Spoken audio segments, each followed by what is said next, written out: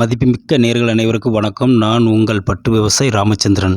நம்மளுடைய கிராமத்து பட்டு சேனல் பார்த்தோம் அப்படின்னா, அதாவது பட்டு உற்பத்தி சம்மந்தமான அனைத்து பதிவுகளையும் நாம் என்ன செஞ்சிட்ருக்கோம்னா தொடர்ந்து பதிவு பண்ணிகிட்டு இருக்கிறோம். நம்மளுடைய சேனலுக்கு சப்ஸ்கிரைப் பண்ணுங்கள், சைடில் இருக்கிற பெல் பட்டனையும் கிளிக் பண்ணுங்கள். நான் பதிவு செய்கிற அனைத்து பதிவுகளையும் தொடர்ந்து பாருங்கள். உங்களுக்கு பிடிச்சிருந்துச்சுன்னா லைக் பண்ணுங்கள், ஷேர் பண்ணுங்கள். உங்களுடைய கேள்விகளையும் சந்தேகங்களையும் நம்மளுடைய கமெண்ட் பாக்ஸில் பதிவு செய்யுங்க. நானும் ஒரு பட்டு விவசாயம் இருப்பதனால என்னால் உடனுக்கு உடன் உங்களுடைய கேள்விகளுக்கு பதில் சொல்ல முடியாட்டாலும் ஒரு நாளுக்கு உள்ளார உங்களுக்கு என்ன செஞ்சிடறேன் அப்படின்னா உங்களுடைய கமாண்டுகளுக்கு நான் என்னுடைய பதில்களை என்ன செய்கிறேன், கமாண்டில் பதிவு செய்கிறேன். நீங்கள் நம்மளுடைய கிராமத்து பட்டு சேனலை தொடர்ந்து பாருங்கள், ஆதரவு தாங்க. நீங்களும் பட்டு உற்பத்தியில் சிறந்து விளங்க நம்மளுடைய கிராமத்து பட்டு சேனல் துணை நிற்கும். நம்மளுடைய சேனலில் நாம் இன்றைய பதிவில் அதாவது மல்பெரி விவசாயத்தில் ஒரு வித்தியாசமான ஒரு பதிவை தான் நாம் என்ன செய்வோம்னா இன்றைய பதிவில் பார்க்க போகிறோம்.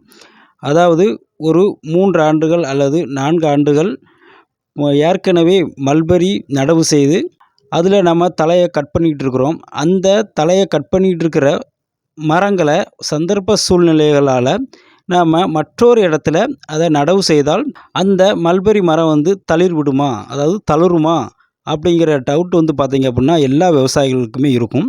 அந்த டவுட்டை க்ளியர் பண்ணுற மாதிரியே தான் நம்ம என்ன செஞ்சுருக்கோம் அப்படின்னா இன்றைய பதிவை நம்ம என்ன பண்ணியிருக்கோம்னா பதிவு பண்ணியிருக்கிறோம். இப்போது நீங்கள் பார்த்துக்கிட்டு இருக்க பார்த்தீங்களா, அது இந்த தோட்டம் பார்த்திங்கன்னா என்னுடைய பக்கத்து ஊரில் இருக்கிற தோட்டம்.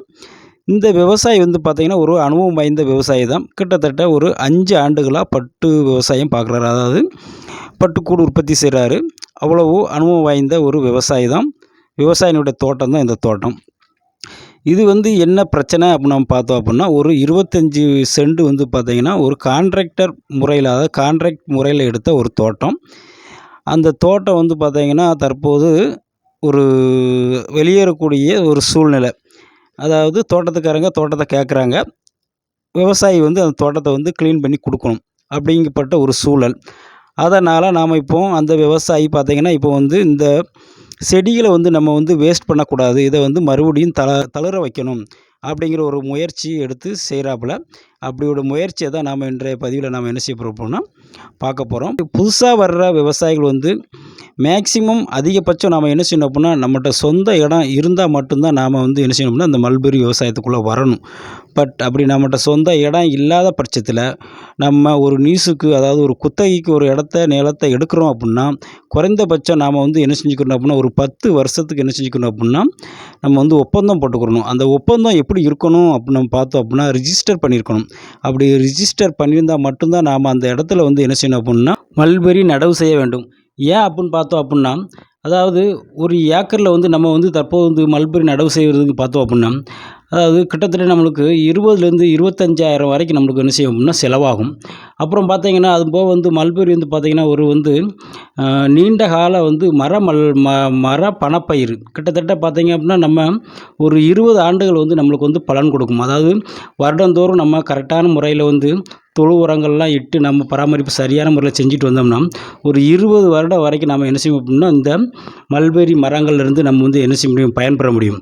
அதனால் பார்த்திங்க அப்படின்னா நம்ம அதுக்கப்புறம் பார்த்திங்க அப்படின்னா இந்த தோட்டத்தை வெளியேறும்போது பார்த்திங்கன்னா தோட்டத்துக்காரங்களுக்கு நாம் இந்த தோட்டத்தை சீர்படுத்தி கொடுக்கணும், அதாவது க்ளீன் பண்ணி கொடுக்கணும். அப்போது பார்த்திங்கன்னா ஒரு ஏக்கருக்கு கிட்டத்தட்ட பார்த்திங்கன்னா 30,000 to 40,000 வரைக்கும் என்ன ஆகும்னா செலவாகும் இந்த தோட்டத்தை க்ளீன் பண்ணி கொடுக்குறதுக்கு. அதனால் நம்ம என்ன செய்யணும் அப்படின்னா குத்தகை நிலங்களை நம்ம எடுத்து மல்பெரி பயிரிடும் போது பார்த்திங்கன்னா நல்லா யோசித்து அப்புறம் பார்த்திங்கன்னா சரியான முறையில் ஒப்பந்தங்களை நம்ம போட்டு ரிஜிஸ்டர் பண்ணிக்கிட்டு அதுக்கப்புறம் நாம் இந்த தோட்டங்களில் மல்பெரி பயிர் செய்வது தான் ஒரு சிறந்த முறையாக இருக்கும் அப்படிங்கிறது தான் என்னுடைய கருத்து. முதல்ல நாம் என்ன செய்யணும் அப்படின்னா இந்த மல்பெரி மரங்கள் இருக்கிற தலைகளில் நம்ம என்ன செஞ்சோம் அப்படின்னா கட் பண்ணிட்டு கவாத்து பண்ணிடணும். அப்போ தான் பார்த்திங்க அப்படின்னா நாம் இந்த மல்பெரி மரங்களை எந்த ஒரு சேதாரமும் இல்லாமல் நாம் என்ன செய்ய முடியும், வேரோட பிடுங்க முடியும். நம்ம ஆட்களை வச்சு தோண்டுவது பார்த்திங்கன்னா கொஞ்சம் கடினமான விஷயம். ஏன்னா வேர் பகுதியெலாம் பார்த்திங்கன்னா மிக ஆழமாகவே எல்லா பகுதியிலும் பரவி இருக்கும். ஏன் அப்படின்னு பார்த்தோம் அப்படின்னா இது பார்த்திங்கன்னா 4 ஆண்டுகள் ஆயிடுது பார்த்திங்களா. அதனால் வேர் பகுதியெலாம் பெரியதாகவே இருக்கும், நல்ல ஆழமாகவே இருக்கும். அதனால் நம்ம என்ன செய்ய முடியும்னா CGP இயந்திரத்தை வச்சு தான் நம்ம என்ன செய்ய முடியும், இதை நம்ம பிடுங்க முடியும். அதனால் அதனால் நம்ம என்ன செய்யணும் அப்புடின்னா, சேஜிபி இயந்திரத்தை வச்சு பிடுங்கினாலுமே நம்ம வந்து என்ன செய்யணும்னா, செடிகளுக்கு எந்த ஒரு சேதாரங்களும் இல்லாமல் நம்ம என்ன செய்யணும், பிடுங்கணும். அது சேதாரங்கள் வேர் பகுதிகள் ஆனாலும் சரி, தண்டு பகுதியில் வந்து சேதாரங்கள் அதிகமாக ஆனாலும் சரி, இந்த செடிகள் வந்து தளராது. அதனால் பார்த்தீங்க அப்படின்னா, இப்போ நம்ம இந்த சேஜிபி இயந்திரங்கள் வந்து பிடுங்குறது வந்து நீங்கள் பார்த்தீங்கன்னா, கவனமாக பார்த்தாலே தெரியும். நல்லா வேரோடைய முதல்ல என்ன செஞ்சுக்கிருவாங்க அப்படின்னா, நல்ல மண்ணும் வேறு பகுதியும் சேர்ந்து தோண்டி எடுத்துட்டு அதுக்கப்புறம் பார்த்தீங்கன்னா, அந்த மண்ணை அப்புறப்படுத்துகிறாங்க. இந்த மாதிரி தான் நாம் வந்து என்ன செய்யணும், செடிகளை வந்து காயப்படாமல் நம்ம என்ன செஞ்சுக்கணும், நம்ம வந்து இந்த செடிகளை வந்து தோண்டி எடுத்துக்கிறணும். அப்புறம் பார்த்தீங்க அப்படின்னா, நிலத்தை வந்து நம்ம என்ன செஞ்சுக்கணும் அப்படின்னா, நல்லா வந்து பன்முகப்படுத்திக்கிறணும். அதாவது நல்லா உழுது வந்து சீர்படுத்தி வச்சுக்கணும். இந்த தோட்டமும் அப்படி தான் பார்த்தீங்க அப்படின்னா, இந்த தோட்டத்தை நல்லா உழுது நல்லா சீர்படுத்தியிருக்காப்புல. உழவு ஓட்டுறதுக்கு முன்னக்கூட்டி பார்த்தீங்க அப்படின்னா, நம்ம வந்து நல்ல தொழு உரங்களை வந்து நல்லா இட்டுக்கிறணும். தொழு உரங்களை நல்லா அடிச்சுட்டு, அப்புறம் பார்த்தீங்கன்னா, அதுக்கப்புறம் தான் பார்த்தீங்கன்னா டிராக்டர் வச்சு நல்லா எழுதிச்சிக்கிறணும். நம்ம நல்லா உழுதுக்கிறணும். நல்லா உழுதுக்கிட்டு 1 மாதம் 2 மாதம் நல்லா நிலத்தை வந்து என்ன செய்யணும், காயப்போட்டு நிலத்தை நல்லா பன்முகப்படுத்திக்கிறணும். அப்புறம் தான் பார்த்தீங்க அப்படின்னா, மறுபடி ஒரு உழவு அடிச்சுக்கிட்டு அப்புறம் தான் நாம் என்ன செய்யணும் அப்புடின்னா, நடவு செய்யணும். நடவு செய்கிறதுக்கு பார் எடுக்கணும். அதாவது பார் எடுப்பதுக்கு முன்னக்கூட்டி நாம் எந்த மாதிரியான முறையில் வந்து, அதாவது எந்த மாதிரியான கணக்கியல் முறையில் வந்து நம்ம வந்து நடவு செய்ய போகிறோம் அப்படிங்கிறத வந்து நம்ம வந்து தீர்மானிச்சுக்கிட்டு அதற்கு தகுந்தாற்போல் நம்ம என்ன செஞ்சுக்கிறணும், பார்கள் எடுத்துக்கிறணும். இப்போ வந்து இந்த விவசாயி வந்து பார்த்தீங்கன்னா வந்து 5க்கு 3 2 இணைவரிசை முறையில் வந்து நடவு செய்ய போகிறாப்புல. ஆனால் வந்து பார் எடுக்காமலே என்ன செய்கிறாப்புல, இந்த வந்து நடவு செஞ்சுக்கிட்டு இருக்காப்புல. அதுக்கு காரணங்கள் என்ன என்று தெரியல. அதற்கு காரணங்கள் வந்து என்ன அப்படிங்கிறது வந்து எனக்கு தெரியல. பட் அவர் ஒரு சிறந்த விவசாயியாக இருப்பதனால நான் அவர்கிட்ட எதுவும் கேட்டுக்கிறல. இருந்தாலும் நம்ம வந்து என்ன செஞ்சுக்கிறோம்னா, நடவு செய்கிறதுக்கு முன்னக்கூட்டியே என்ன செஞ்சுக்கிறோம், பார் எடுத்துக்கிட்டு அதுக்கப்புறம் நடவு பண்ணுறது வந்து ஒரு சிறந்த முறையாக இருக்கும். அப்புறம் வந்து நடவு செய்வதற்கு முன்பு பார்லாம் எடுத்து முடிச்சதுக்கப்புறம் பார்த்தீங்க அப்படின்னா, அதாவது நடவு செய்வதற்கு நாள் நம்ம என்ன செஞ்சுக்கிறோம்னா, தண்ணீர் வந்து நல்லா தோட்டத்தை ஃபுல்லாகவே என்ன செஞ்சுக்கணும், பாய்ச்சிக்கிறணும். தண்ணீர் பாய்ச்சி முடிச்சதுக்கப்புறம் பார்த்தீங்கன்னா, மறுநாள் தான் நாம் என்ன செய்யணும் அப்படின்னா, நடவு வந்து செய்யணும்.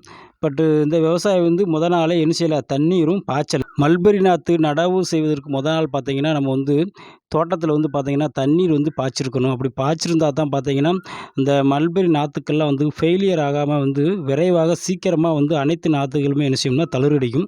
ஏன் அப்புடின்னா நாளே வந்து நம்ம தண்ணீர் பாய்ச்சும்போது பார்த்தீங்கன்னா, பூமி வந்து நல்ல குளிர்ச்சியாக இருக்கும். அதனால் இந்த வெப்பம் இருக்குது பார்த்தீங்களா, ஹீட்டு வந்து குறைந்து பூமி வந்து நல்லா குளிர்ச்சியாக இருக்கும். குளிர்ச்சியாக இருக்கும்போது பார்த்தீங்கன்னா, செடிகள் எல்லாம் ஒன்று போல் ஃபெயிலியர் ஆகாமல் நாற்றுகள் ஃபுல்லாகவே என்ன செய்யும், ஒன்று போல் தளிரடிக்கும். பட் ஆனால் இந்த விவசாயி வந்து பார்த்தீங்க அப்படின்னா, தண்ணீர் வந்து நாள் வந்து பாய்ச்சலை.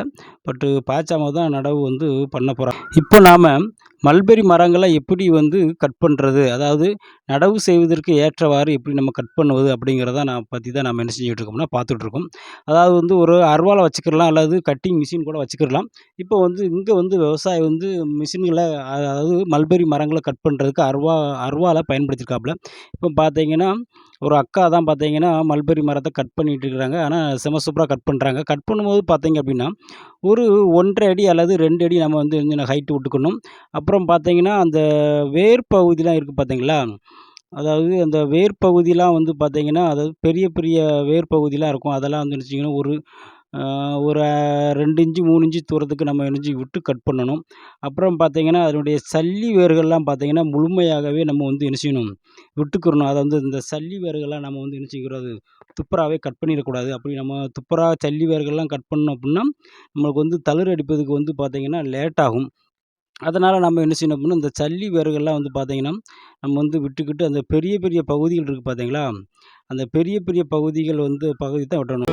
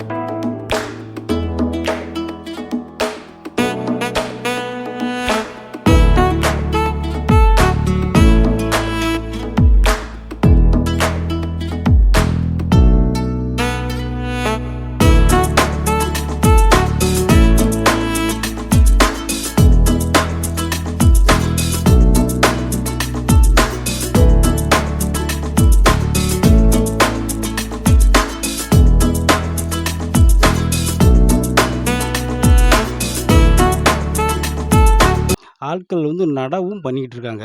அந்த மாதிரி தான் நாம் என்ன செஞ்சிடணும் அப்புட்னா, இந்த வேலைகள் ஸ்டெப்பா வேலை வந்து நடந்துக்கிட்டு இருக்கணும். அப்படி நடந்தா தான் பார்த்தீங்க அப்புட்னா, இந்த மாரியே வந்து மரங்கள வந்து நம்ம வந்து என்ன செய்யணும்னா, சீக்கிரமாக தளிர் வைக்க முடியும். ஏன் அப்புட்னா, காய போட்டுட்டோம்னு வச்சுக்கோங்களேன், காய போட்டுட்டோம் அந்த வேர் பகுதியெல்லாம் காஞ்சிடுது. அப்புறம் பார்த்தீங்கன்னா, அந்த வேர் பகுதி உள்ள மேல் பகுதி இருக்கு பார்த்தீங்களா? தண்டு பகுதியெல்லாம் காஞ்சிடுது அப்புட்னா, அது வந்து தளிர்வதற்கு வந்து என்ன ஆகும் பார்த்தீங்கன்னா, லேட் ஆகும். அதனால நாம என்ன செஞ்சுட்டோம் அப்புட்னா, என்னைக்கு நாம சேஜிபி இயந்திரத்த வச்சு புடுங்குறோமோ, அன்னைக்கே நாம என்ன செய்யணும், அந்த உடனே வந்து நடைமுறைகள் வந்து நம்ம செஞ்சிடணும். அப்படி உடனே நடைமுறைகள் வந்து செஞ்சா தான், இந்த மாதிரியான மரங்கள வந்து நாம என்ன செய்ய முடியும்னா, தளிர வைக்க முடியும். இப்போ மல்பெரி எல்லாத்தையுமே பார்த்தீங்க அப்படின்னா, எல்லாத்தையுமே கட் பண்ணியாச்சு. அங்கேருந்து கட் பண்ணி ஆள் கொண்டு வந்துட்டுருக்காங்க. இங்க ஒரு பகுதியில வந்து பார்த்தீங்கன்னா, மரத்த வந்து நடவு பண்ணிட்டு இருக்கிறாங்க. இந்த நடவு வந்து பார்த்தீங்கன்னா, நான் முதல்ல சொன்ன மாரி 5க்கு 3, 2 என்ற இணைவரிசை முறையில தான் என்ன செஞ்சுருக்காங்கன்னா, நடவு நட்டுக்கிட்டு இருக்காங்க. பட் என்ன ஒண்ணு, இந்த நிலத்தில வந்து பார்த்தீங்கன்னா, நாளே வந்து தண்ணீர் பாய்ச்சிருக்கணும். ஆனா தற்போதும் தண்ணி பாய்ச்சல, முந்தின நாளும் தண்ணி பாய்ச்சல. தண்ணீர் பாய்ச்சாமலே வந்து பார்த்தீங்க அப்படின்னா, மரத்த வந்து நட்டுக்கிட்டு இருக்காங்க. இந்த மாதிரியான முறையில வந்து மரத்த நடும்போது வந்து பார்த்தீங்கன்னா, பூமியில வந்து வெக்கம் இருக்கும். வெக்கம் இருக்கும்போது பார்த்தீங்கன்னா, அந்த மரத்தில இருக்கிற அதாவது மரம் அல்லது செடியில இருக்கிற அந்த ஈரப்பதத்த அது வந்து என்ன செஞ்சிரும், காய வச்சுரும். காய வைக்கும்போது பார்த்தீங்கன்னா, செடி வந்து தளிர் அடிக்கிறதுக்கு லேட் ஆகும். ஒரு சில நேரங்கள்ல வந்து செடிகள் வந்து ஃபெயிலியர் ஆவதுக்கும் வாய்ப்புகள் அதிகமாக இருக்கு. இருந்தாலும் பார்ப்போமே, இவங்க வந்து இந்த மாதிரியான முறையில வந்து நடவு செய்றாங்க. எந்த மாதிரியான முறைகள்ல வந்து இந்த மரங்கள் வந்து தளிர் அடிக்குது? இந்த தண்ணீர் பாய்ச்சாம நடவு செய்றாங்களா? இதனுடைய பின் விளைவுகள் எப்படி இருக்கும்? அப்படிங்கிறத நம்ம அடுத்தடுத்து பார்ப்போம். இப்போ இவங்க வந்து இந்த 2 அடி முறையில தான் நட்டுட்டு இருக்கிறாங்க. இந்த மாதிரியான மல்பெரி நடும்போது வந்து பார்த்தீங்கன்னா, நம்ம குறைஞ்சபட்சம் ஒரு அடியாவது தோண்டி நம்ம வந்து மரங்கள வந்து நடவு செய்யணும். அப்பதான் வந்து பார்த்தீங்கன்னா, அந்த மரம் வந்து தளிரடிக்கும். இப்போ வந்து பார்த்தீங்கன்னா, இங்க வந்து குறைந்தபட்சம் ஒரு 1/2 அடி அளவுக்கு என்ன செய்றாங்க அப்புட்னா, மம்பட்டிய வச்சு குழி எடுத்து, அத வந்து அப்படி அப்படியே என்ன செய்றாங்க, ஊனி வச்சு நடவு பண்றாங்க. வந்து பார்க்கலாம். நாம வந்து இந்த மாதிரியான நடைமுறையில வந்து இந்த நாத்துக்கள் வந்து எந்த மாதிரியான முறையில வந்து தளிரடிக்குது அப்படிங்கிறத நாம என்ன செய்யலாம், பார்க்கலாம். இந்த மல்பெரி நடைமுறையில வந்து பார்த்தீங்கன்னா, இந்த 25 சென்ட்லேருந்து எடுத்த மல்பெரிகள, அதாவது அடுத்த வயல்ல வந்து நடும்போது பார்த்தீங்கன்னா, மொத்தம் வந்து 2 லைன்கள் வந்து பார்த்தீங்கன்னா, நாள் வந்து நடவுப்பட்டது. இந்த நாள் நடவுப்பட்டதுக்கு தான் தண்ணி வந்து என்ன செஞ்சுட்ருக்காங்கன்னா, செடிக்கு செடி என்ன செஞ்சுட்ருக்காங்கன்னா, பாய்ச்சிட்டு இருக்காங்க. பட் ஏன் மொத்தமா தண்ணி பாய்ச்சல இப்படி செடிக்கு ஊத்துறீங்க அப்படின்னு விவசாயிகள்ட்ட கேட்டா, அந்த விவசாயி சொன்ன பதில் வந்து பார்த்தீங்கன்னா, அந்த எல்லா திக்கத்துலேயும் வந்து நடுறதுக்கு வந்து கொஞ்சம் சிரமமா இருக்கு. இப்போ தண்ணி நம்ம பாய்ச்சிட்டு அதில மறுநாள் நடும்போது பார்த்தீங்கன்னா, சிரமமா இருக்கு. அதனால வந்து தண்ணீர் பாய்ச்சாம நான் நடுதேன் அப்படின்னு சொல்லி வந்து விவசாயி வந்து சொன்னாப்புல. பட் அதனுடைய அந்த தகவல் வந்து சரியான தகவலா எனக்கு வந்து தோணல. ஆனாலும் இந்த விவசாயி வந்து அப்படித்தான் நடவு பண்ணியிருக்காரு. என்ன பார்த்தீங்கன்னா, முதல்ல அந்த 2 லைன் இருக்கு பார்த்தீங்களா? இது வந்து இன்னைக்கே செச்சு வச்சு புடுங்கி, அத வந்து இன்னைக்கே நடவு செஞ்சாப்புல. நடவு செஞ்சுட்டு என்ன செய்தாப்புல, உடனே என்ன செஞ்சுட்டாப்புலன்னா, டீப்பு வச்சு செடிக்கு மட்டும் தண்ணி பாய்ச்சிக்கிட்டு இருக்காப்புல. மொத்தமா தண்ணி பாய்ச்சாம, செடிக்கு மட்டும் தண்ணி என்ன செஞ்சுட்டு இருக்காப்புல, பாய்ச்சிக்கிட்டு இருக்காப்புல. இப்போ பார்த்தீங்க அப்புட்னா, அடுத்த பகுதி ஃபுல்லா பார்த்தீங்க அப்புட்னா, மறுநாள் நடவு செஞ்சது. இந்த மறுநாள் நடவு செஞ்சு முடிச்சதுக்கப்புறம் பார்த்தீங்கன்னா, இப்போ எல்லா பகுதிக்குமே வந்து பார்த்தீங்கன்னா, தண்ணீர் வந்து என்ன செஞ்சுக்கிட்டு இருக்கு, பாய்ஞ்சிக்கிட்டு இருக்கு. இது வந்து மொத்தம் வந்து பார்த்தீங்கன்னா, மொத்தம் 25 சென்ட் இடத்துல உள்ள மல்பெரிய பிடுங்கி, அடுத்த மறுபகுதியில் உள்ள 25 சென்ட்டுக்கு என்ன செஞ்சுருக்காங்க, நடவு பண்ணியிருக்கு நாத்துகள. இப்போ நடவு செஞ்சு மறுநாள் வந்து பார்த்தீங்கன்னா, தண்ணி வந்து என்ன செய்யுது, மொத்தமா பாயுது. இப்போ நம்ம தோட்டம் வந்து நடவு செஞ்சு 20 நாள் ஆச்சு. 20 நாளைக்கு அப்புறம் நம்ம என்ன செஞ்சுருக்கோம் அப்புட்னா, அந்த தோட்டத்துக்கு வந்திருக்கோம். இப்போ வந்து இந்த மல்பெரி மரத்த வந்து பார்த்தீங்க அப்புட்னா, அதாவது சைட்ல நம்ம சின்ன சின்ன கிளைகள் இருக்கு பார்த்தீங்கன்னா, பிசிறு கிளைகள். அந்த பிசிறு கிளைகள்ல தான் என்ன செஞ்சிருக்குன்னா, சீக்கிரமாகவே என்ன செஞ்சிருக்குன்னா, தளிர்கள் வந்து வந்திருக்கு. அந்த பெரிய கிளைகள்ல வந்து அவ்வளோ சீக்கிரமா வந்து என்ன செய்யல அப்புட்னா, தளிர்கள வந்து அடிக்கல. இதுலேருந்து நம்ம என்ன தெரிஞ்சுக்க முடியுது அப்படின்னு பார்த்தீங்க அப்படின்னா, நம்ம வந்து அந்த மரத்த வந்து ஊனுவதற்கு ரெடி பண்ணும்போது பார்த்தீங்கன்னா, நம்ம கட் பண்ணுறோம் பார்த்தீங்களா, அப்போ வந்து நம்ம அந்த பிசிர் பகுதிகள் கிளைகள் இருக்கு பார்த்தீங்களா, இத வந்து நாம வந்து என்ன செஞ்சுக்கணும்னா, அதிக அளவுல வந்து வச்சுக்கிடணும். வச்சுக்கிட்டு நம்ம என்ன செய்யணும் அப்புட்னா, நடவு செஞ்சோம் அப்புட்னா, அனைத்து நாத்துகளும் வந்து சீக்கிரமாக வந்து விரைவாக தளிரடிக்கிறதுக்கு வாய்ப்புகள் வந்து இருக்கு. அப்புறம் வந்து பார்த்தீங்கன்னா, அந்த பிசிர் இல்லாத கிளைகள் இருக்கு பார்த்தீங்களா, அந்த மாதிரியான 1 ஸ்டெம்பு, 2 ஸ்டெம்பு இருக்கிற மரத்தில வந்து பார்த்தீங்கன்னா, இப்பந்தான் வந்து என்ன செஞ்சிருக்கு, லேசா சைட்ல வந்து என்ன செய்யுது அப்புட்னா, தளிரடிக்கு. இந்த மாரியே தளிர்கள் வந்து என்னது மொட்டா தளிரடிக்க ஆரம்பிச்சிருக்கு. ஒரு 20 நாளைக்கு அப்புறம். அதனால் வந்து நம்ம வந்து இப்போ இதில் வந்து பார்த்தீங்கன்னா பெரிய பெரிய கிளை இருக்குது. சைடில் பார்த்தீங்கன்னா ஒரு 2, 3 கிளைகள் வந்து பெரிய கிளை இருக்குது. அதில் வந்து என்ன செஞ்சிருக்கு, அதில் வந்து தளிர்கள் வந்து என்ன செஞ்சிருக்கு, அடிச்சிருக்கு. இதுலேயே வந்து பார்த்தீங்கன்னா லேசாக என்ன செஞ்சுருக்குன்னா பிசிறு தளிர் வந்து விட்டுருக்கு. இன்னும் இதுலேயும் பார்த்தீங்கன்னா அப்படி தான் தளிர் விட்டுருக்கு. அதாவது அந்த பெரிய பெரிய கிளைகளில் வந்து பார்த்தீங்கன்னா இப்போ தான் வந்து என்ன செஞ்சு 20 நாளைக்கு அப்புறம் இப்போ தான் வந்து லேசாக வந்து தளிரடிக்க ஆரம்பிச்சிருக்குது. அந்த பிசிறு கிளைகள் இருக்க மரத்தில் வந்து பார்த்தீங்கன்னா சீக்கிரமாகவே என்ன செஞ்சுருக்கு அப்படின்னா கிளைகளை வந்து தளிரடிக்க ஆரம்பிச்சிருக்கு. அதனால் நாம் என்ன செய்யணும் அப்படின்னா இனிமேல் நடக்கக்கூடிய விவசாயிகள் வந்து என்ன செய்யணும் அப்படின்னா அந்த பிசிறு கிளைகளை வந்து அதிகமாக விட்டு நாம் வந்து என்ன செய்யணும் அப்படின்னா நடவு செய்யணும். அப்படி செஞ்சோம் அப்படின்னா நம்மளுக்கு வந்து சீக்கிரமாகவே அனைத்து கன்றுகளும் என்ன செய்யும், தளிரடிக்கும். இப்போது இதில் இந்த தோட்டத்தில் வந்து இப்போ பார்க்கும்போது வந்து பார்த்திங்கன்னா இந்த முதல் நாள் வந்து நடவு செஞ்ச ஒரு 2 பகுதி இருக்குது பார்த்தீங்களா, 2 பார். அந்த 2 பார் நாற்றுகள் வந்து பார்த்திங்கன்னா மரங்கள் வந்து நல்லா சூப்பராக எல்லாமே என்ன செஞ்சுருக்கு அப்படின்னா தளிர் அடிச்சிருக்கு. மற்ற பகுதியில் உள்ள அதுக்கு அடுத்த மறுநாள் நடவு செஞ்ச மரங்கள் வந்து பார்த்திங்கன்னா ஒரு சிலது வந்து தளிர்த்திருக்கு, ஒரு சிலது தளிராமல் என்ன செஞ்சிரு சுமாராக தான் இருக்குது. அதனால் நாம் வந்து என்ன செய்யணும் அப்புடின்னா நம்ம வந்து என்னைக்கு மரங்களை வந்து நம்ம வந்து சேச்சு வச்சு பிடுங்குறோமோ அன்னைக்கே வந்து என்ன செஞ்சிடணும் அப்படின்னா எல்லா மரங்களையும் வந்து நடவு செய்ய என்ன செய்யணும், ட்ரை பண்ணணும். அப்படி நடவு செஞ்சால் மட்டும்தான் பார்த்தீங்க அப்படின்னா அனைத்து மரங்களையும் நாம் வந்து என்ன செய்யும் அப்படின்னா தளிர வைக்க முடியும்.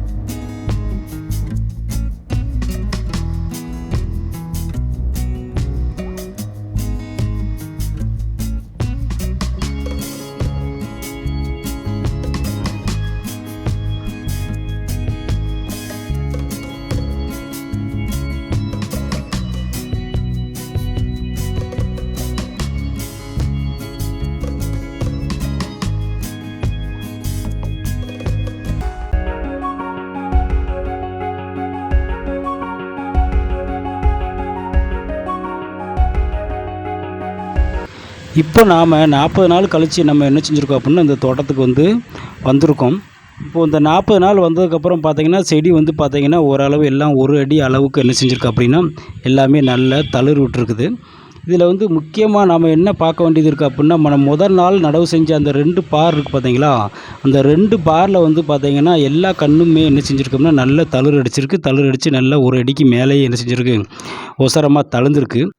இதில் வந்து கவனிக்க வேண்டிய விஷயம் என்ன அப்படின்னா ஒரு சில மரங்கள் வந்து பார்த்திங்கன்னா சீக்கிரமாகவே தழுந்துருக்கு.